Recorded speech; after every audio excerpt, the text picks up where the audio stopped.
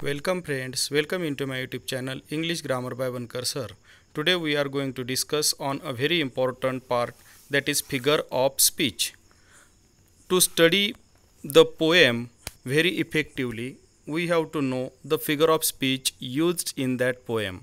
का कोणत्याही पोएमचा अभ्यास करताना त्यामध्ये फिगर ऑफ स्पीच कोणते वापरलेत हे जोपर्यंत आपल्याला समजत नाही तोपर्यंत त्या पोएमचा एक्झॅक्टली मिनिंग्स किंवा त्याचं अंडरस्टँडिंग आपल्याला होत नाही. So many students get confused while identifying the figure of speech. That's why today we are discussing figure of speech here. Okay, then let's start. Meaning and definition of the figure of speech. Figure of speech ला आपण मराठीमध्ये भाषिक अलंकार असं म्हणतो. त्याची definition अशा प्रकारची आहे का figure of speech is a deviation from ordinary use of word to increase their effectiveness. Figurative language is called as an ornament of the language. बघा इथं काय म्हटलं त्याला ornament of the language म्हटलंय.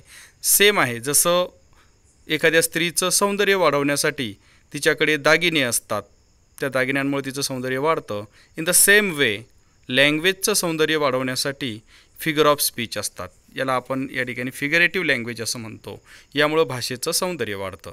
चला तर मग फर्स्ट जो काही फिगर ऑफ स्पीच आहे तो आहे simile. Simile is a direct comparison between two different objects having almost one similar quality.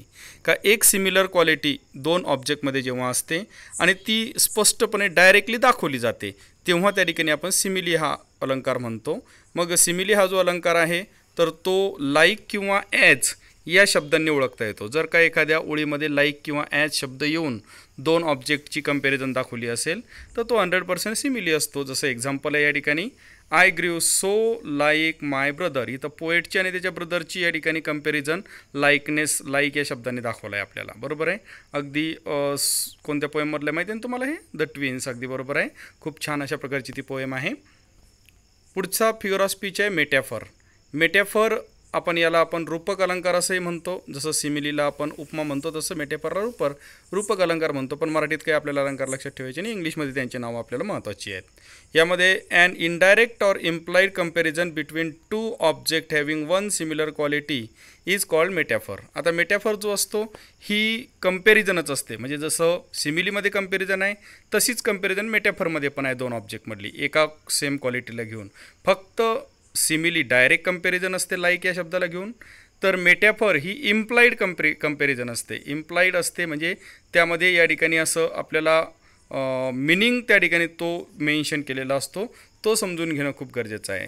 दोन भिन्न बाबीमध्ये एक गुणधर्म असल्यानंतर अप्रत्यक्ष तुलना या ठिकाणी दाखवली जाते. त्या बाबी वेगवेगळ्या नसून त्या एकच आहेत असं दाखवलं जातं. जसं उदाहरणार्थ एक जर सांगायचं common example, you are like my mother, हे जे आहे तर या ठिकाणी ही झाली सिमिली. पण आपण जर म्हटलं यू आर माय मदर म्हणजेच या ठिकाणी मेटॅफर आहे. तर सेम वे इथलं एक्झाम्पल आहे पहा, I have to choose the road of life.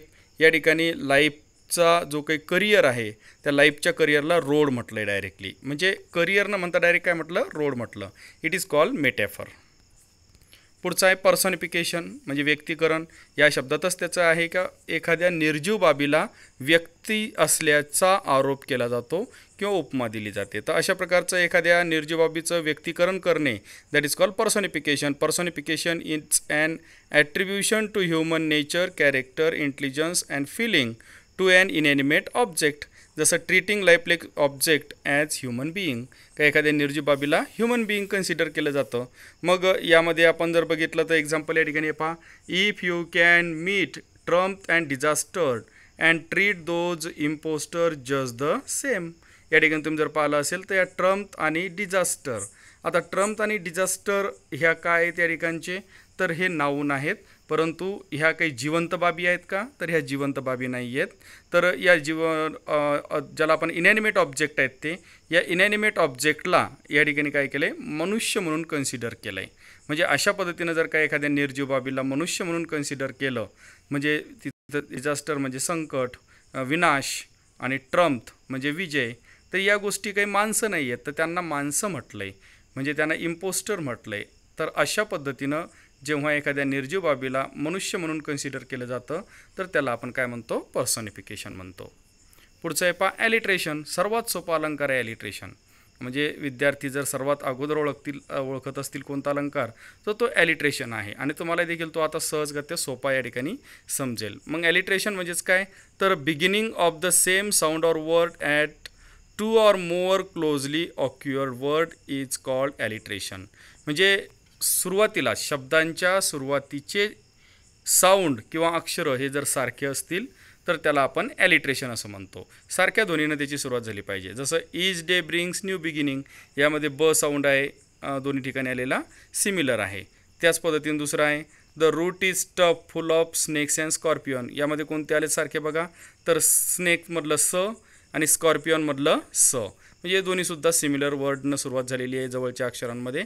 It is called alliteration. बघा सुरुवातीचे अक्षरं सारखे असतील तर ॲलिट्रेशन होतो, हा लक्षात ठेवायचा आहे. पुढचा फिगर ऑफ स्पीच आहे हायपरबोल. हायपरबोलसुद्धा अतिशय सोपा फिगर ऑफ स्पीच आहे मित्रांनो. याच्यामध्ये अतिशयोक्तीपणा दाखवलेला असतो. An exaggeration or over statement is called hyperbole, ज्यामध्ये अतिशयोक्तीपूर्ण विधान केलेलं असतं किंवा ज्याला आपण बढाई मारणं म्हणतो आपण, म्हणजे इतकुसा साप निघला की त्याला खूप मोठा करून सांगणे, अशा प्रकारचं जे स्टेटमेंट असतं ते हायपरबोल असतं. यामध्येच याला आपण एक्झाम्पल जर बघितलं तर माय इंटेंडेड ब्राईड बिकम माय ब्रदर्स वाईफ, ही पण त्या द ट्विन्स पोएममधलीच लाईन आहे. त्याची पोएटची ठरलेली बायको त्याच्या ब्रदरची वाईफ बनली. म्हणजे इतकं सहज होते का, हे इम्पॉसिबल थिंग आहे, परंतु ती त्या ठिकाणी काय केली आहे त्यानं मांडली आहे, ओव्हर करून सांगितली आहे. ओव्हर स्टेटमेंट या ठिकाणी त्यानं मेन्शन केलं, याला आपण हायपरबोल असं म्हणतो. पुढचा फिगर ऑफ स्पीच आहे इन्व्हर्जन. इन्व्हर्जन म्हणजेच काय तर इन्व्हर्जन म्हणजेच the normal order of the word is reverse for एम्फॅसिस, म्हणजे प्रभाव निर्माण करण्यासाठी जी सामान्य वाक्याची रचना असते ती बदलली जाते. म्हणजे सामान्य वाक्यातल्या शब्दांचा क्रम हा उलटसुलट केला जातो, त्याला आपण काय म्हणत असतो इन्व्हर्जन असं म्हणतो आपण. तर मग इन्व्हर्जन म्हणजे जसं उदाहरण सांगितलं पहिल्याच पोएममधलं आहे बघा, का डिसिजन आय मस्ट मेक. मग आता डिसिजन आय मस्ट टेक जे आहे यामध्ये या ठिकाणी डिसिजन हा जो वर्ड आहे हा डिसिजन वर्ड ॲक्च्युली कुठे पाहिजे तर या टेकच्या नंतर पाहिजे, म्हणजे आय मस्ट टेक डिसिजन असं ते पाहिजे. परंतु ॲक्च्युली काय केलं आहे आपण आय मस्ट टेक डिसिजन न म्हणता डिसिजन्स आय मस्ट टेक असं म्हटलं आहे. म्हणजे डिसिजन शब्द शेवटी न घेता तो सुरुवातीला आणला आहे. अशा पद्धतीने वाक्यातल्या शब्दांचा क्रम बदलला म्हणजे त्याला आपण इन्व्हर्जन असं म्हणतो. पुढचा आहे पहा ॲपेस्ट्रॉप. ॲपेस्ट्रॉप हा फिगर ऑफ स्पीच काय असतो तर एखाद्या, हा पर्सॉनिफिकेशनचं पुढचं रूप आहे. म्हणजे पर्सॉनिफिकेशन त्या लाईनमध्ये असतोच. पर्सॉनिफिकेशनचं पुढचं रूप हे कशा प्रकारचं आहे तर एखादी निर्जीव बाब किंवा एखादा अब्सेंट व्यक्ती किंवा एखादं इनॅनिमेट ऑब्जेक्ट हे जर का डायरेक्टली कॉल केलं असेल, म्हणजे तो माणूस आहे असं समजून, तो मनुष्य आहे असं समजून त्याला डायरेक्टली कॉल केला जातो, त्याच्याशी डायरेक्टली बोललं जातं, त्याला आपण ॲपेस्ट्रॉप असं म्हणतो. म्हणजे जसं उदाहरणार्थ या ठिकाणी बघा O moon give me moon light. आता ॲक्च्युली मून हा काय ग्रह आहे, तो काही मनुष्य आहे का नाही, पण त्याला डायरेक्टली म्हटलं आहे हे मून, म्हणजे त्या मूनशी तो मुलगा काय करतोय बोलतोय, डायरेक्टली त्याला बोलवतोय, त्याच्याशी संवाद साधतोय, त्याला म्हटलं आहे O moon give me moon light. अशा पद्धतीने एखाद्या मृत व्यक्तीला डायरेक्टली जर का कॉल केला तर त्याला आपण काय म्हणत असतो ॲपेस्ट्रॉप असं म्हणतो. जो व्यक्ती आपल्यामध्ये प्रेझेंट नाही पण त्याला आपण डायरेक्टली जेव्हा कॉल करतो तेव्हा त्याला आपण काय म्हणतो ॲपेस्ट्रॉप म्हणतो. हा पर्सॉनिफिकेशनचाच पुढचा भाग आहे. पुढचा आहे अँटिथिसिस. अँटिथिसिस देखील अतिशय सोपा आणि सहज समजण्यासारखा अलंकार. या ठिकाणी सोपा फिगर ऑफ स्पीच आहे अँटिथिसिस. त्यामध्ये अँटी आहे, अँटी म्हणजे विरुद्ध. मग अँटिथिसिस म्हणजेच काय तर विरुद्ध मांडलेल्या संकल्पना, दोन अपोजिट वर्ड्स किंवा आयडियाज जेव्हा एकत्र मांडल्या जातात तेव्हा त्याला आपण अँटिथिसिस असं म्हणतो. Two opposite words or ideas are put together for emphasis is called antithesis. मग यामध्ये कशा पद्धतीने असतात परस्पर विरोधी संकल्पना ह्या असतात एकत्र मांडलेल्या. जसं एक्झाम्पल आहे पहा if you can trust your self when all main doubt you. आता याच्यामध्ये दोन परस्पर विरोधी संकल्पना कोणत्या ओळखा बरं. अगदी बरोबर आहे. पहिली आहे कोणती ट्रस्ट आणि त्याच्या अपोजिट कोणता वर्ड आला मग डाऊट. बरोबर आहे अगदी. अशा अपोजिट जर का या ठिकाणी आयडियाज एकत्र आल्या इट इज कॉल्ड अँटिथिसिस. पुढचा फिगर ऑफ स्पीच आपण घेऊयात. हा समजला असेल तुम्हाला. पुढचा आहे ओनोमोटोपोइया. नाव खूपच छान आहे नाही, ओनोमोटोपोइया. तर ओनोमोटोपोइया या नावाप्रमाणेच हा अलंकार आहे, छानच अलंकार आहे. कारण याच्यामध्ये साऊंड वर्ड असतात, म्हणजे स्पेलिंग ऑफ द वर्ड किंवा ज्याला आपण जनरल जे वर्ड असतात हे वर्ड त्याचा मिनिंगच काय असतो तो साऊंड असतो. डायरेक्टली त्या साऊंडच त्या ठिकाणी तो जसाच्या तसा उल्लेखित केला जातो. हुर्रे या प्रकारचे जे साऊंड आहेत ते साऊंड वर्ड याच्यामध्ये आलेले असतात. तर या ठिकाणी naming of a thing or action by a vocal imitation of the sound associated with it is called onomatopoeia. म्हणजे त्याचं जे काही विशिष्ट ॲक्शनला ती जी काही कृती आहे, जसं आता कुत्रा जर भुंकला, डॉग जर बार्किंग करतात, बार्किंग न देता काय द्यायचं, भो भो, म्हणजेच या ठिकाणी काय होतो, ओनोमोटोपोइया होतो. या प्रकारचा ओनोमोटोपोइया हा फिगर ऑफ स्पीच आहे. जसं या ठिकाणी how they clang clash and roar, या ठिकाणी काय केलेत त्या ठिकाणी, तर एखाद्या प्राण्याचं त्या ठिकाणचा क्लँग क्लॅशचा आवाज त्या ठिकाणी तो मेन्शन केला आहे. पुढचा फिगर ऑफ स्पीच आहे पहा पण.